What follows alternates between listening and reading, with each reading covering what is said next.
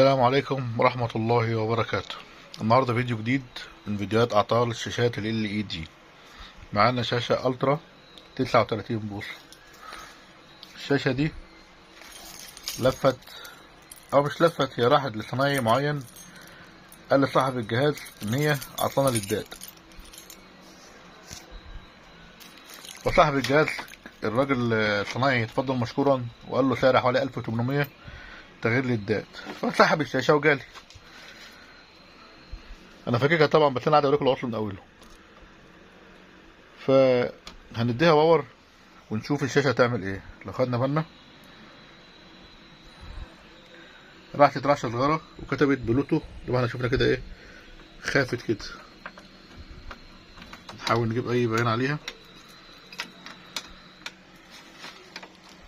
في تحت هنا في الصوره بس مش هتشوفوها، يعني ايه، هنطفي تاني ونقيد. اطفي كده، طفت، هنقيد تاني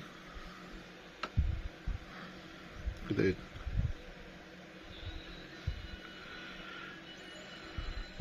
برضو ايه، بلوتو لنا صغيره تحت ايه وبتروح. المهم بعد العمليه دي 3 أو 4 مرات اعدام وطفيان هتلاقي الشاشه جابت اضاءه واشتغلت.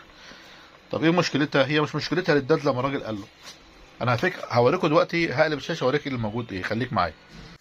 طبعا انا فكيت الشاشه تاني، الترا 39 بوصه.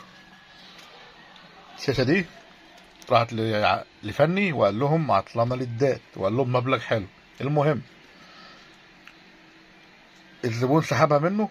طب انت يا فني لو عندك ضمير او ما عندكش ضمير او مش عارف انت حسبتها ازاي. بص يا جماعه، الشاشه هنخش عليها، ده قلنا المره اللي فاتت، الفيديو اللي فات، بالنظر مش بالعافيه. ده مكثف اهو، مش مفرقع، ده مفيش اصلا حاجه عليه، ومكثف اهو، منتفخ اهو، باين الانتفاخ اهو.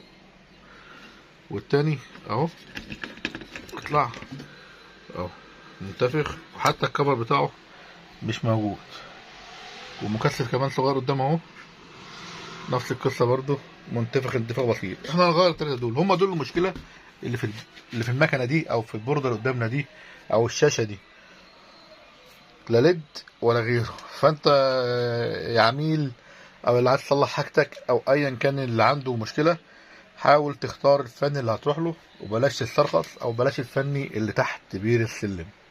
خليك معايا، هغير المكونات دي ونرجع تاني نجرب مع بعض. طبعا كده انا غيرت المكونات اهي، التلاتة اللي كان فيهم مشكله. هركب البورده واثبتها ونجرب مع بعض، خليك معايا. كده يا جماعه ثبتنا البورده، ووصلنا كابل الليدات، كابل الباور، وفيش التحكم بتاعنا اليدوي، وهنجرب صورتنا عامله ايه. نركب الفيشه ونسمي الله ونديها باور ونشوف النتيجه ايه. بسم الله الرحمن الرحيم. ما شاء الله، لو احنا شفنا الاضاءه اشتغلت، مفيش اي مشكله زي ما احنا شايفين. انا ما فكتش اساسا مكانها، كابلات اللي غيرتهم 3 مكثفات اللي شفناهم.